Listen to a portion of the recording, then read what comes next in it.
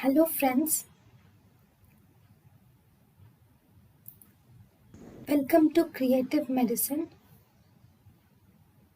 In this lecture, we will learn about Treatment of hyperlipidemia, HMG-CoA inhibitors, cholesterol absorption inhibitors, bile acid sequestrants, PSK9 inhibitors are done. MTP inhibitor is also done, which is lopetamide. Then ApoB inhibitor. ApoB inhibitor is mipomersin.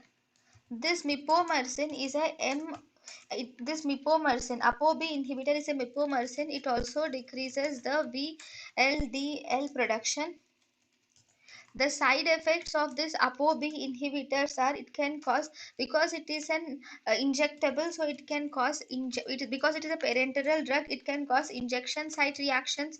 Flu like symptoms are common with this, and also there is increased hepatic fat is also seen in these conditions, and it is also used in conditions where there is hypercholesterolemia, that is familial hypercholesterolemia. You can use this. thank you and thank you for watching.